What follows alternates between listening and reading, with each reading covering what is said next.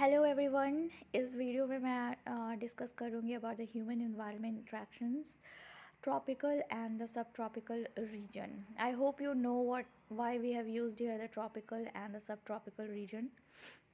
As I've already told you that our earth, ठीक है, ये हमारा earth है, ठीक है। आपने प्रीवियस क्लासिक्स की वीडियोस में देखा होगा कि जो earth है उसमें इक्वेटर बीच से बिल्कुल डिवाइड होता है, और ये ट्रॉपिक ऑफ कैंसर है, ये ट्रॉपिक ऑफ कैप्रिकॉर्न है। Alright, I hope you can see it.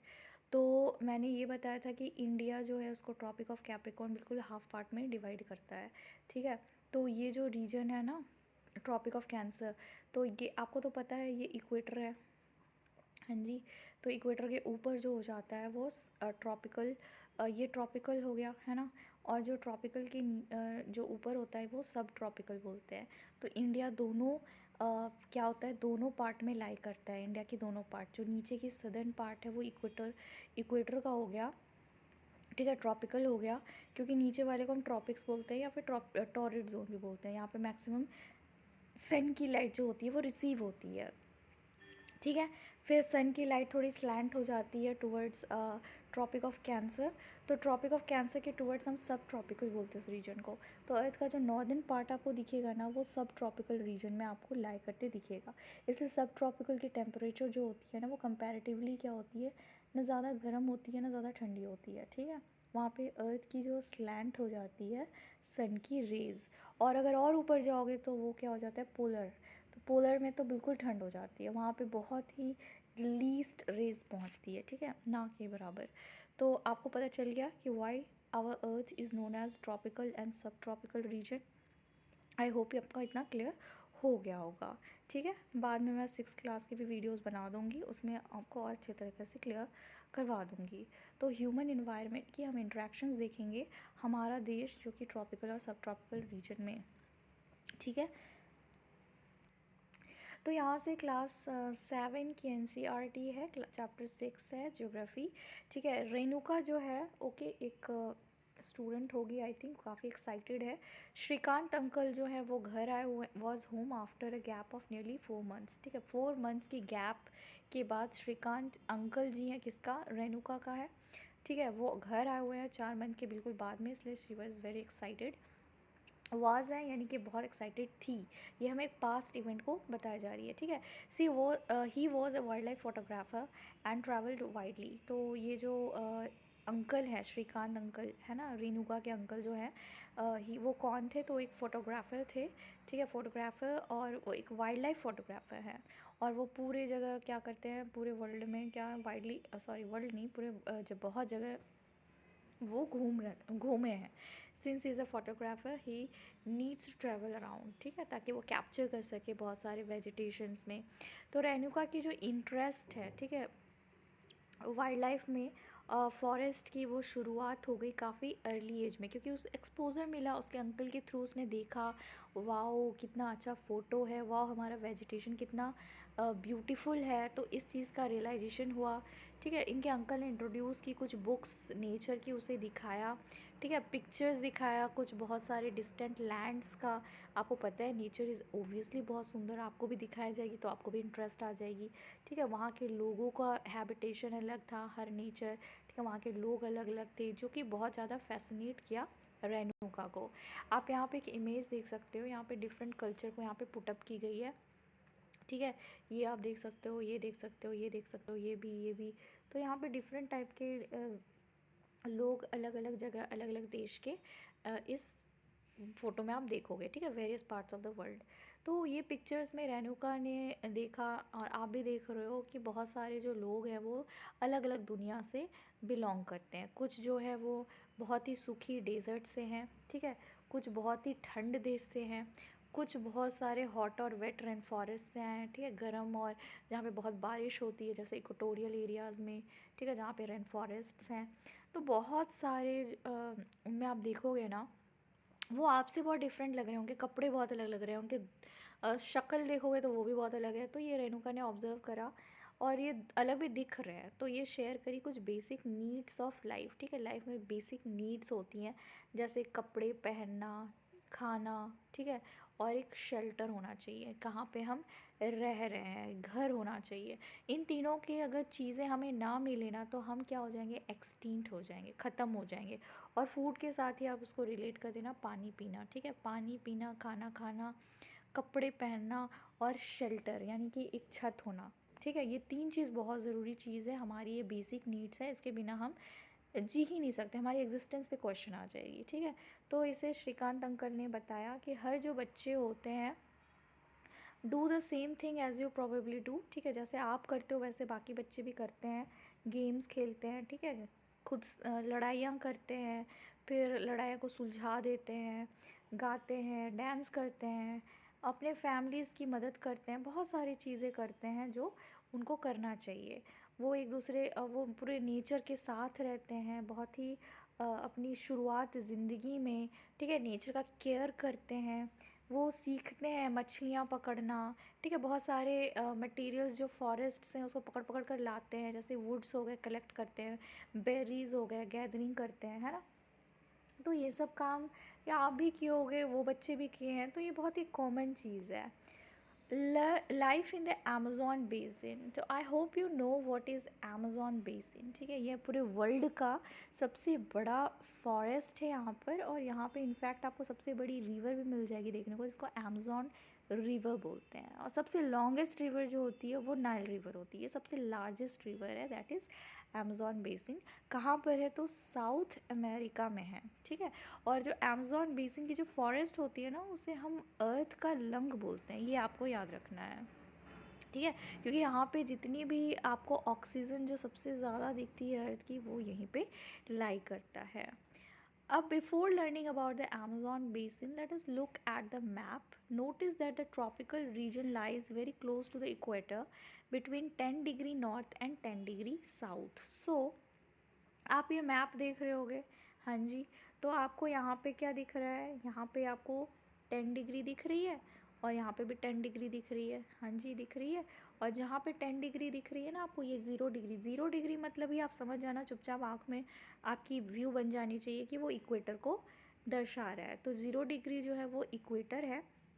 तो यहाँ पे आप इक्वेटोरियल रीजन के साथ साथ अमेज़ॉन, यहाँ ट्रॉपिकल, सॉरी, यहाँ से स्टार्ट करते हैं। Let us look at the map. Notice that the tropical region, ठीक है, यहाँ पे जो ट्रॉपिकल रीजन है वो लाई करता है क्लोज टू द इक्वेटर। आपको पता है, मैंने प्रीवियस वीडियो में बताया था कि इक्वेटर के जितने भी ट्रॉपिक ऑफ कैंसर और ट्रॉपिक ऑफ कैप्रिकॉर्न के बीच की जो एरिया होती है, इक्वेटर जो लाई करता है जहाँ पे, वो बिल्कुल क्या होता है, वो ट्रॉपिकल रीजन बोलते हैं उसको, ठीक है, टॉरिड जोन भी बोलते हैं। सबसे ज़्यादा मैक्सिमम हीट रिसीव यही वाले स्फीयर करता है, ठीक है, ये लेयर। तो यहाँ पे ये इक्वेटोरियल रीजन में आप देखोगे 10 degree north and 10 degree south, ठीक है। यहाँ पे 10 डिग्री नॉर्थ और 10 डिग्री साउथ देखो, ये 10 डिग्री नॉर्थ हो गया और ये 10 डिग्री साउथ हो गई, ये 10 डिग्री नॉर्थ हो गया, ये 10 डिग्री साउथ हो गई, इक्वेटर बीच में है। तो यहाँ पर अगर आप देखोगे तो रिवर, एक मिनट, ठीक है, so it is refer to as the equatorial reason.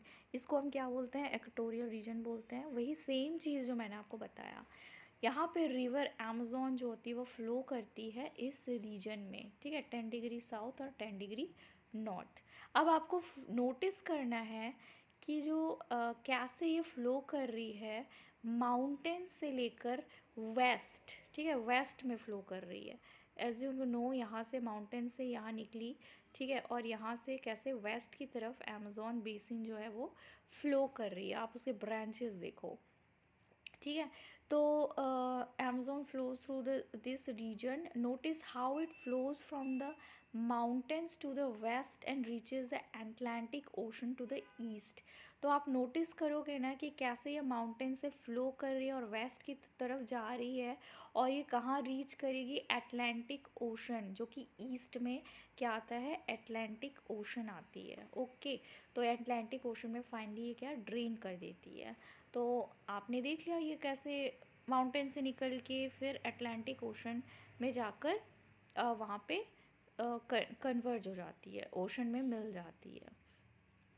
The place where a river flows into another body water is called the river's mouth। अब वो जगह जहाँ पे रिवर जो होती है वो बह रही है, ठीक है, दूसरे बॉडी में, दूसरे बॉडी वाटर में, तो उसको हम रिवर्स माउथ बोलते हैं। समझ में आ गया कि रिवर्स माउथ क्या होती है। तो यहाँ पे आपको समझ में आ गया होगा व्हाट इज़ रिवर माउथ, ठीक है। मान लो रिवर ऐसे बह रही है, फिर वो बड़े से लेक में आके मिल गई, ओशन में मिल गई, या कहीं भी लेक में मिल गया, ओशन में मिल गया, रिवर में मिल गई, ठीक है, तो हम इसको रिवर माउथ बोलते हैं। जब ये दूसरे वास्ट बॉडी में मिल जाती है, रिवर चल चल के आके वास्ट बॉडी में मिल जाती है, तो हम उसको रिवर माउथ बोलते हैं, रिवर का माउथ। बहुत सारे ट्रिब्यूटरीज जो होते हैं वो ज्वाइन करते हैं अमेज़ॉन रिवर को, बिल्कुल एज सेम एज जैसे गंगा रिवर को ट्रिब्यूटरीज ज्वाइन करती हैं, यमुना ज्वाइन करती है ना। सिंधु रिवर्स को भी बहुत सारे ट्रिब्यूटरीज ज्वाइन करते हैं, चेनाब हो गया, रावी हो गई, ब्यास हो गया, है ना। तो वैसे ही same to same Amazon river को भी बहुत सारे ट्रिब्यूटरीज रिवर यानी हेल्पफुल रिवर्स, ठीक है, ट्रिब्यूटरीज को हम हेल्पफुल रिवर्स भी बोलते हैं, इसको भी आकर अमेज़ॉन रिवर को ज्वाइन करती है। Guys, do avoid those noises that you're hearing from my background, I cannot help it, okay। तो यहाँ पे लेट्स कंटिन्यू, ओके। तो अमेज़ॉन रिवर जो होती है वो फॉर्म करती है अमेज़ॉन बेसिन। तो ये बहुत सारे ट्रिब्यूटरीज आकर ज्वाइन कर दिया ना अमेज़ॉन रिवर को, तो इससे क्या होता है, एक अमेज़ॉन बेसिन बन जाती है। ये रिवर बेसिन जो होती है फिर ड्रेन कर लेती है कुछ ब्राज़ील में, तो कुछ पेरू में, कुछ बोलीविया में, इक्वाडोर में, कोलंबिया में, और कुछ छोटी पार्ट ऑफ वेनेजुएला में। आप देख सकते हो यहाँ पे पेरू हो गया, है ना, इक्वाडोर हो गई, कोलंबिया हो गया, वेनेजुएला हो गया, पैराग्वे, बोलिविया, ठीक है, ये सब जगह के नाम है, कंट्रीज़ के नाम है। तो यहाँ पे थोड़ा थोड़ा क्या करती हैं, ये अपना अमेज़ॉन बेसिन बनाती हैं। बहुत सारे ऐसे कंट्रीज़ जो हैं जो basin through which the equator passes, ऐसी जगह भी बनाती है जहाँ पे इक्वेटर जो होता है वो पास करता है। जैसे आप देख सकते हो इक्वेडोर में क्या है, इक्वेटर पास कर रहा है, तो यहाँ पे भी ये क्या कर रही है, अमेज़ॉन रिवर अपना बेसिन बना रही है। कोलंबिया, कोलंबिया में पास नहीं कर रहा है, इक्वेडोर में कर रहा है। फिर यहाँ पर आप देखोगे आगे की तरफ तो ब्राज़ील में कर रहा है ना। तो आप उसको देख सकते हो आप मैप में, it would be very easily for you to see, clear to सी।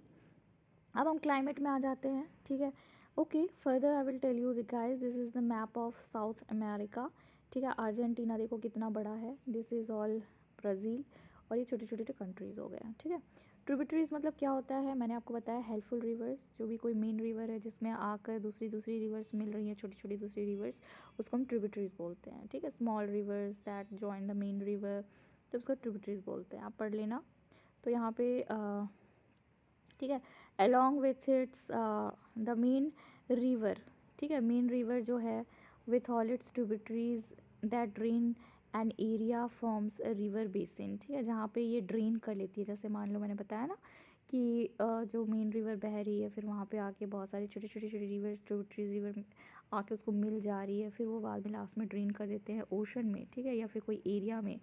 तो हम उस ड्रेन मतलब अपना वो पानी को ड्रेन कर देते हैं यानी गिरा देते हैं, तो इस फॉर्म को हम रिवर बेसिन बोलते हैं, और ये कैचमेंट एरिया होता है, ठीक है। तो रिवर बेसिन को ही कैचमेंट एरिया बोलते हैं, और अमेज़न बेसिन जो है सबसे लार्जेस्ट रिवर बेसिन है हमारे पूरे वर्ल्ड में, ठीक है, याद रहेगा, कैचमेंट एरिया इसी को बोलते हैं, रिवर बेसिन को ही कैचमेंट एरिया बोलते हैं। These are very important terms of psychology, technical term है ये, सॉरी साइकोलॉजी नहीं, जियोग्राफी का, ठीक है, जियोग्राफी का टेक्निकल टर्म्स है। तो कभी भी कैचमेंट एरिया आपको रेफर करना हो तो समझ आना कि वो रिवर बेसिन की बात कर रही है, और रिवर बेसिन वही है जब छोटे छोटे रिवर्स आके मेन रिवर को मिल जाते हैं और ये ड्रेन करते हैं कुछ एरिया में, ठीक है, तो फॉर्म करते हैं वो रिवर बेसिन। क्लाइमेट की और तरफ आ जाते हैं, एज यू नो आपको पता है अभी, अब तो आपको पता ही चल ही गया है कि जो अमेज़ॉन बेसिन जो होती है वो स्ट्रेचेस होती है कहाँ तक, तो इक्वेटर से लेकर इक्वेटर, ठीक है, हमने बताया इक्वेटर तक वो स्ट्रेच है अमेज़ॉन बेसिन। तो ये कैरेक्टराइज्ड हो जाएगा, यहाँ पे काफ़ी हॉट टेम्परेचर होती है और बहुत गीली टाइप की एनवायरनमेंट होती है, बहुत फ्रिक्वेंटली बारिश होगी। जहाँ पे बहुत ज़्यादा इक्वेटर है ना, आप समझ लेना वहाँ पे बारिश भी बहुत ज़्यादा होती है, क्योंकि जब बहुत गर्मी होगी तो एवापोरेशन होगा, एवापोरेशन होने से क्या होगा, क्लाउड फॉर्मेशन होगी, क्लाउड फॉर्मेशन होने से क्या होगा, बारिश होगी, है ना। हर साल यहाँ पे क्या होती है, हॉट एंड वेट क्लाइमेट बना रहता है हर साल। Both day and nights are almost equally hot and humid. अब रात और दिन दोनों जो होती है वो क्या होगी, इक्वली गर्म भी रहेगी और ह्यूमिड बहुत रहेगी, मतलब पसीने निकलेंगे आपकी, आपकी जो स्किन है वो कैसी रहेगी, वो चिपचिपी लगेगी। अब बहुत पसीना निकल रहा है तो ऑब्वियसली वो क्या होगी, आपकी स्किन जो होगी बहुत स्टिकी हो जाएगी। सबसे जो रेन होती है ना, हर वक्त होती रहती है, रेन हर वक्त होगी, and that too without much warning, ठीक है, बिना कोई वार्निंग हुई, वार्निंग भी नहीं मिलेगा, जैसे बिजली कड़क गई या उस दिन आंधी आ गई, ऐसा कुछ सीन नहीं होगा, बस अचानक से बस बारिश हो गई।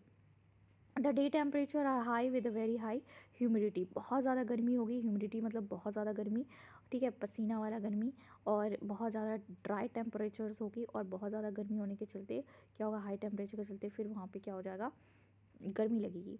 और नाइट टेम्परेचर जो होती है वो थोड़ा सा डाउन हो जाएगा, ह्यूमिडिटी जो होगी वो भी हाई ही रहती है, ठीक है।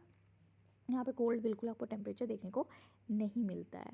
रेन फॉरेस्ट जो होती है, एज इट रेन्स हैविली, यहाँ पे बारिश बहुत होती है इस रीजन में, बहुत आपको घने फॉरेस्ट्स मिलेंगे जो यहाँ पे ग्रो करती है। Forest are in the fact so thick that the dense roof, ठीक है, इतने घने होते हैं ना, डेंसिटी होती है कि वो एक रूफ की तरह क्रिएट हो जाती है लीव्स में और ब्रांचेस में, जो कि अलाउ नहीं करते हैं सनलाइट को कि वो ग्राउंड तक पहुँच सकें।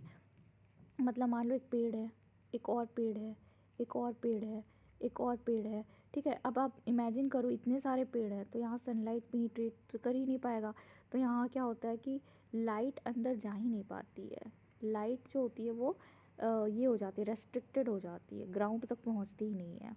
तो ग्राउंड जो होता है वो डार्क और काफ़ी गीली रहती है, अब सूखेगा ही नहीं क्योंकि नीचे क्या हो जाता है, डैम्प हो जाता है।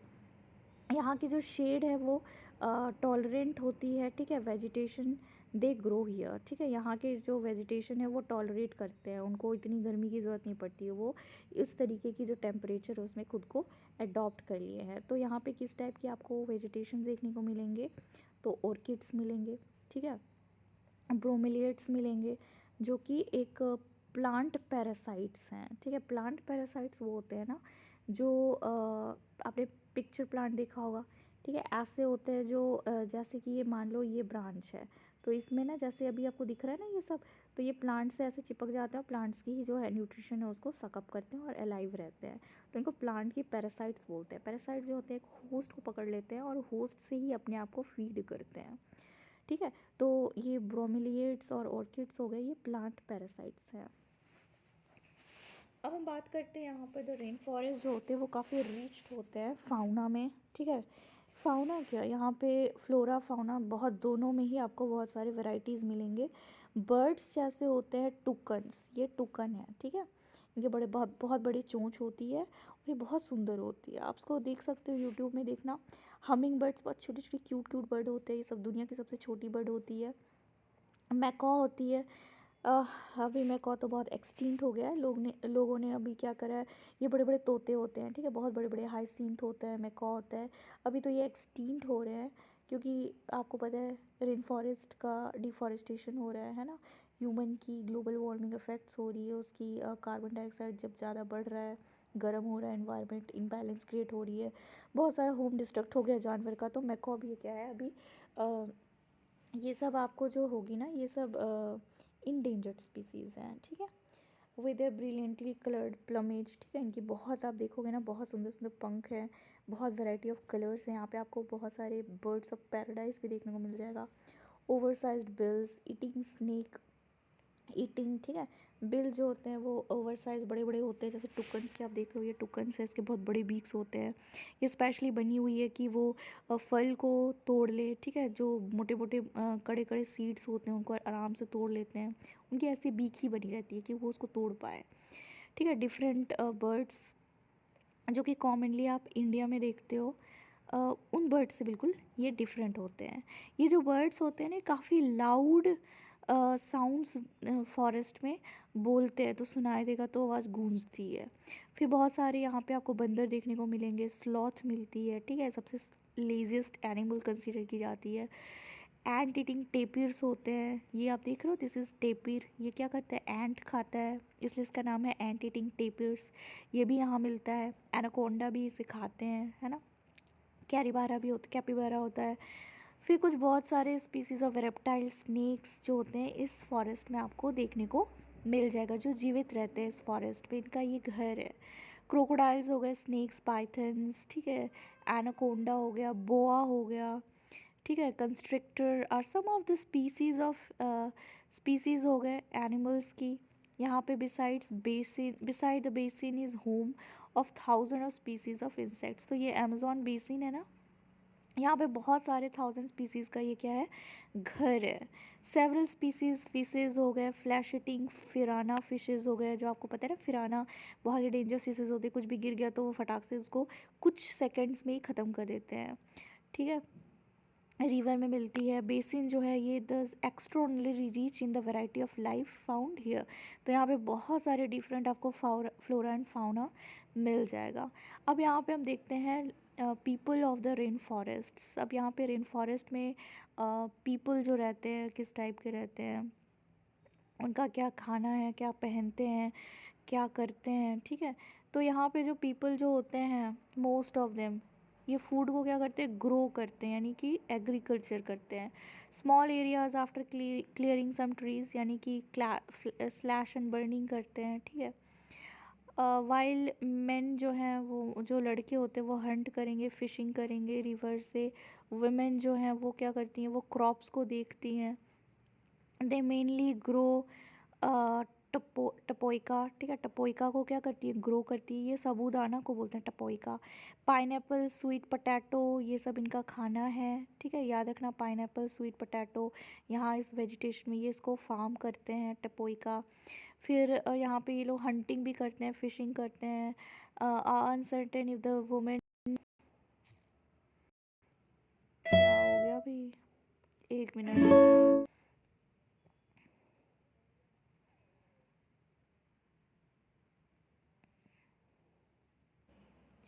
तो यहाँ पर पाइनएप्पल, स्वीट पोटैटो, टपोइका, ठीक है, हंटिंग फिशिंग भी कर जाती है। अनसर्टेन है कि वुमेन जो है वो अपनी फैमिलीज़ को आ, ये क्या लिखा हुआ है भाई, as hunting and fishing are certain it is the women who keep their families alive by feeding them the vegetables they grow, ठीक है। यहाँ पे लिखा है हंटिंग एंड फिशिंग अनसर्टेन है कि वो ये करते हैं, और यहाँ पे ये भी अनसर्टेन है कि विमेन जो है वो फैमिलीज़ को ज़िंदा रखने के लिए वो वेजिटेबल्स वही खिलाती हैं जो वो ग्रो करते हैं। तो ये अनसर्टेन है, मेरे को तो पता नहीं है। तो ये यहाँ पे प्रैक्टिस करते हैं स्लैश एंड बर्न एग्रीकल्चर। यहाँ पे जो स्लैश एंड बर्न जो होता है ना, ये दो लैंड मान लो, ठीक है, ये दो लैंड है, यहाँ पे बहुत सारे पेड़ पौधे हैं, या फिर यहाँ पे कभी मान लो कभी एग्रीकल्चर की गई थी 2 4 5 साल तक, तो यहाँ की फर्टिलिटी क्या हो गई, ख़त्म हो गई। तो ये यहाँ पर आग लगा देते हैं, और आग लगाने के बाद क्या करते हैं, इसको साफ़ कर देते हैं और इसको थोड़े टाइम के लिए छोड़ देते हैं ताकि यहाँ पर फर्टिलिटी दोबारा आ जाए। मीनवाइल ये दूसरी लैंड पे कल्टीवेशन करते हैं, तो इसी को हम स्लैश एंड बर्न बोलते हैं, ठीक है। तो इसका बहुत सारा नाम है, और हर मिल्पा बोलते हैं, ठीक है, बहुत सारे हम पढ़ेंगे नेक्स्ट आगे की तरफ ज्योग्राफी जाएंगे ना, तो हमें बहुत स्लैश एंड बर्निंग की अलग अलग नाम भी दिखेंगे जो कि एग्जाम्स में पूछी जाती है, ठीक है। तो स्लैश एंड बर्न एग्रीकल्चर आप अभी याद कर लो मीनवाइल। तो यहाँ पे जितने भी स्टेपल फूड जो होते हैं वो क्या है, इनका मैनियोक है, ये बहुत इंपॉर्टेंट है, आप याद रखना, इसको हम कसावा भी बोलते हैं। तो गाइस कसावा जो है ये कुछ ऐसा दिखता है, आप देख सकते हो, this is something like sweet potato, है ना, स्वीट पोटैटो की तरह ही दिखता है कसावा। इसको मैन्युआक भी बोलते हैं। ये इनका क्या है, this is their staple food, यानी कि इसको खाते ही खाते हैं, ठीक है, इनका मेन डाइट में ऐड है ये चीज़। तो हम इसको मैनोइक या फिर कसावा बोलते हैं। तो I hope you know what is cassava now, आप अब भूलोगे नहीं, ठीक है।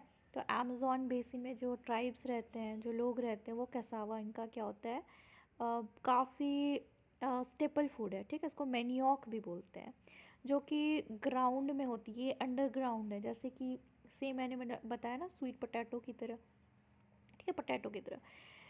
They also eat queen ants, ठीक है, क्वीन एंट्स खाते हैं, उनके एग सैक्स खाते हैं, मैंने देखा है इसको नेशनल ज्योग्राफी और डिस्कवरी चैनल में बहुत ही दिखाता था, ये बहुत ही कॉमन सीन्स था। आई होप आपने भी देखा होगा, नहीं देखा हो तो आप यूट्यूब में देख लेना, ठीक है। क्रॉप्स जैसे कि कॉफ़ी, मेज़, कोकोआ यहाँ पे ग्रो होती है। अब यहाँ हम साउथ अफ्रीका की बात हो रही है भैया, सॉरी साउथ अमेरिका की बात हो रही है, तो यहाँ पे कोकोआ यानी कि चॉकलेट भी क्या होता है, चॉकलेट बनता है ना कोकोआ से, तो वो भी यहाँ पे प्लांटेशन इनकी करते हैं।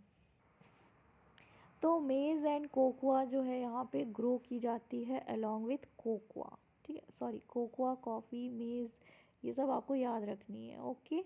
रेन फॉरेस्ट जो होती है वो प्रोवाइड करती है lot of woods for the house, some families live in thatched house, ठीक है, थैच्ड हाउस में रहते हैं यानी कि वुड का बना हुआ घर पे रहते हैं। शेप लाइक बीहाइव्स, ठीक है, जैसे मधुमक्खी का छत्ता रहता है ना, वैसा ही वो घर बनाते हैं। लार्ज अपार्टमेंट लाइक हाउसेस बनाते हैं जिसको मलोक्का बोलते हैं। Oh my god guys, this is again the other term that you need to remember this, maloca, ठीक है। तो मलोक्का जो होता है वो भी बनाते हैं, मैं फ़ोटो दिखा देती हूँ। तो आपको यहाँ पे कुछ इमेजेस दिख रही होंगी, राइट, दिस इज़ मलोक्का टाइप, ठीक है, ऐसे थैच्ड हाउस बना दिया है मलोक्का, ठीक है, घास भूसी से बनाते हैं ना, उसको थैच्ड बोलते हैं। तो आप देख सकते हो this is how the maloca houses are built with a steepy slanting roof, ठीक है, ऐसा होता है इनका। स्लैंटिंग है यानी कि बारिश जो नीचे चली जाएगी, ऐसे स्टीपी स्लैंटी रूफ, यहाँ से स्टीपी होता है, तो इस टाइप का थैच्ड घर बनाते हैं ये। ओके। यहाँ पे जो लाइफ होती है पीपल की अमेज़ॉन बेसिन में काफ़ी धीरे धीरे चेंज हो रही है। Older days of the heart of the forest, in the older days of the heart of the forest could be reached only by navigating the river, ठीक है, रिवर को जाके नेविगेट करो तो आप पहुँच सकते हो। कहाँ पहुँचोगे आप, पहुँच जाओगे, could be reached only by navigating, ठीक है। आपको अगर पुराने दिन की जानी है, ठीक है, फॉरेस्ट की हार्ट में पहुंचनी है, पुराने डेज़ में पहुंच जानी है, तो आपको नेविगेट करने के लिए क्या पूरे रिवर को फॉलो करनी पड़ेगी। 1970s में जो यहाँ पे ट्रांस अमेज़ॉन है, ओके, ट्रांस मतलब पीछे का पार्ट होता है, ठीक है, trans Amazon highly made all parts of the rain forest accessible. तो ये 1970 की बात हो रही है, तो अमेज़ॉन ट्रांस की जो साइड थी वो पूरा पार्ट ऑफ रेन फॉरेस्ट जो था वो एक्सेसिबल था, आप जा सकते थे आराम से। एयरक्राफ्ट हेलीकॉप्टर्स को यूज़ की जाती थी बहुत सारी जगह में पहुंचने के लिए। यहाँ के जो नेटिव पॉपुलेशन यानी इंडिजिनस पॉपुलेशन है, वो वहाँ से उनको क्या कर दिया गया, पुश आउट कर दी गई area and force to settle down in new areas where the continue to practice their distinctive way of farming, ठीक है। तो ये इंडिजिनस पीपल को दूर दूर दूर दूर दूर कर कर इनको पुश आउट कर दिया गया और उनको दूसरी जगह में वहाँ पे सेटल होना पड़ा, ठीक है। अब यहाँ पे ये क्या करते हैं, फार्मिंग प्रैक्टिस करते हैं, जैसे हमने पढ़ा, ठीक है, स्लैश एंड बर्निंग कर रहे हैं, टपोइका, मेज़, कोकोआ, ये सब की प्लांटेशन कर रहे हैं। तो यहाँ पे जो डेवलपमेंटल एक्टिविटीज़ जो होती है, इससे क्या होता है, ग्रेजुअल डिस्ट्रक्शन हो रही है, ठीक है, बर्बाद हो रही है, बायोलॉजिकली डाइवर्स रेन फॉरेस्ट जो है भी बर्बाद हो रही है। और एस्टिमेट की गई है कि जो ये लार्ज एरिया है ना रेन फॉरेस्ट का, ये धीरे धीरे ख़त्म हो रही है एनुअली, हर साल, Amazon basin.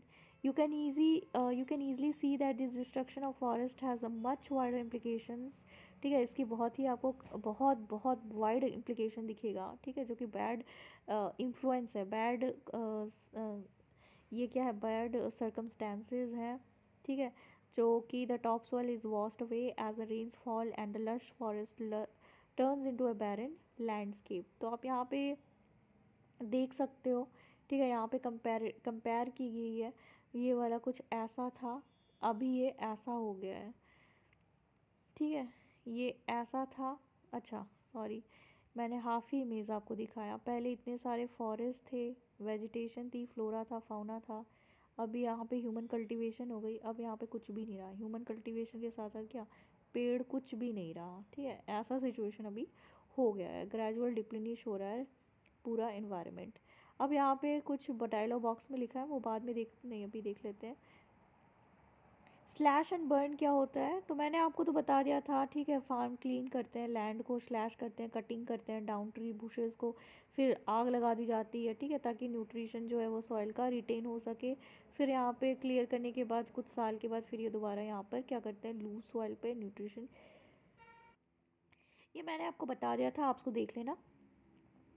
Life in the Ganga Brahmaputra basin, तो ये वाला पार्ट ना मैं नेक्स्ट वीडियो में आपको बताऊंगी, तब तक के लिए गाइस पढ़ते रहो, इंजॉय करो, पढ़ना बहुत ही इंटरेस्टिंग है, ठीक है, बेस से स्टार्ट करो, क्योंकि ये क्लास 6 7 8 लगता है ये बच्चों की चीज़ है, आप इसको ग्रांटेड ले लेते हो, बट इसमें ऐसे छोटे छोटे टर्म्स जो होते हैं ना वो बहुत इंपॉर्टेंट होता है, जिसको हमने अपने चाइल्डहुड से मिस किया। इनफैक्ट मैं बोलूँ तो चाइल्डहुड में मैंने तो ये चीज़ को कभी पढ़ा ही नहीं था, अपने चाइल्डहुड में कभी नहीं पढ़ा था ये चीज़, मैंने पहली बार अभी मैं देख रही हूँ और अभी समझ रही हूँ, और ये चीज़ मुझे बहुत इंटरेस्टिंग लग रहा है, and I hope that same thing is happening to you. Maybe आपने चाइल्डहुड में पढ़ा होगा, that is a very good thing. लेकिन आप इस चीज़ को इग्नोर मत करना, आप शुरू से पढ़ो, आपकी जो फंडामेंटल्स है ना वो आपका स्ट्रॉन्ग होगा और आपको चीज़ें और बेहतर से समझ में आएंगी।